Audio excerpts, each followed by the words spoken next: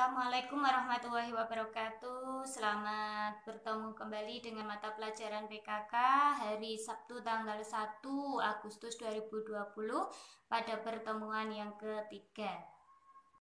Pertemuan yang ketiga kita akan melanjutkan materi yang sebelumnya. Untuk materi yang akan dibahas pada pagi hari ini antara lain adalah analisis BEP dalam produk, manfaat BEP dalam produk, metode penghitungan BEP, merencanakan keuntungan usaha, strategi penentuan harga produk, dan yang terakhir hubungan BEP dengan perencanaan laba. Simak baik-baik video ini ya. Terima kasih.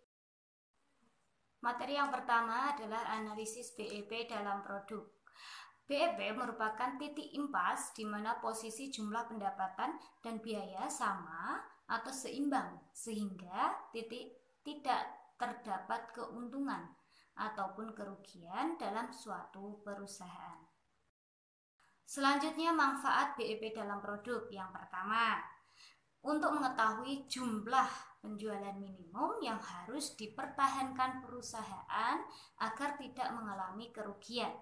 Yang kedua, mengetahui jumlah penjualan yang harus dicapai untuk memperoleh tingkat keuntungan tertentu.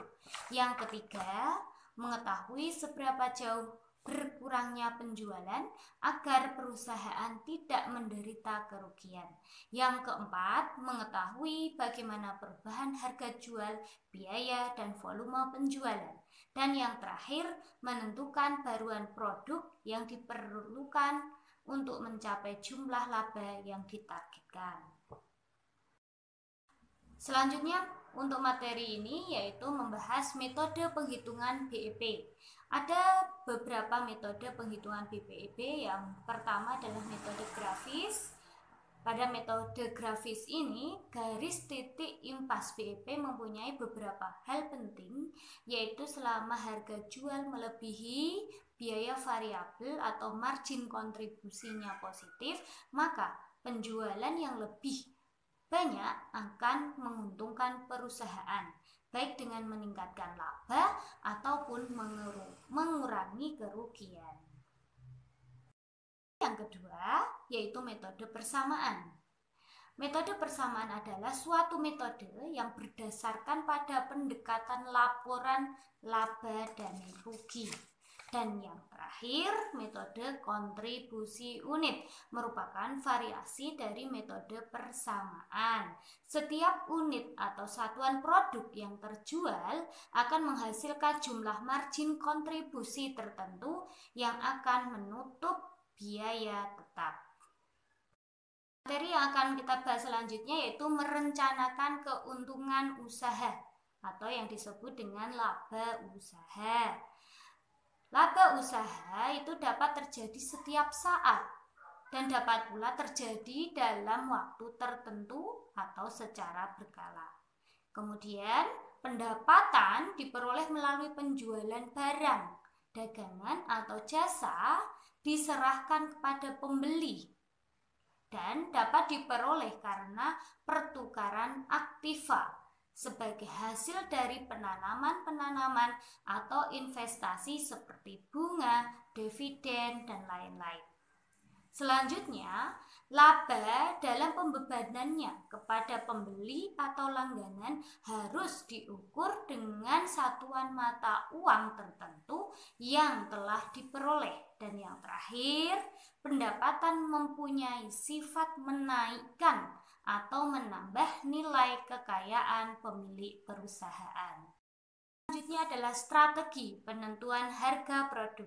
Strategi yang digunakan dalam menentukan harga produk yaitu yang pertama, penetapan harga berdasarkan biaya. Yang kedua, menentukan harga berdasarkan harga kompetitor. Dan yang terakhir, penetapan harga berdasarkan permintaan. Yang pertama, penetapan harga berdasarkan biaya itu terdiri dari 3. Yang pertama, harga biaya plus. Yang kedua, harga markup. Yang ketiga, harga break even. Selanjutnya yang tadi menentukan harga berdasarkan kompetitor. Di sini yang dimaksud adalah pada umumnya digunakan untuk produk standar dengan kondisi pasar oligopoli. Dan yang ketiga tadi penetapan harga berdasarkan permintaan.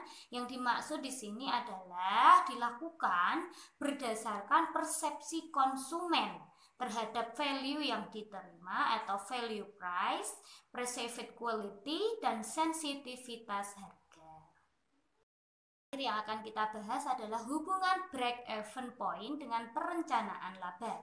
Di dalam perencanaan laba, perusahaan dapat menekan biaya produksi dan biaya operasi serendah mungkin dengan mempertahankan tingkat harga jual dan volume penjualan yang ada, menentukan harga jual yang sesuai dengan laba yang dikehendaki, dan meningkatkan volume penjualan sebesar mungkin. Maka dari itu, dalam perencanaan hubungan antara biaya, volume, dan laba memegang peranan yang sangat penting sebagai perumusan kebijakan untuk masa yang akan datang. Salah satu analisis yang digunakan dalam perencanaan laba adalah BEP atau Break Even Point. Untuk selanjutnya, ringkaslah materi ini kemudian rangkum di buku tugas dan dikirimkan ke WA saya 085 727 794 685. Untuk pertemuan selanjutnya kita lakukan ulangan harian yang akan menggunakan aplikasi Google Form. Jangan lupa ya. Jadi tanggal 8 Agustus 2020 kalian akan melakukan ulangan harian yang pertama pada mata pelajaran PKK. Terima kasih. Assalamualaikum warahmatullahi wabarakatuh.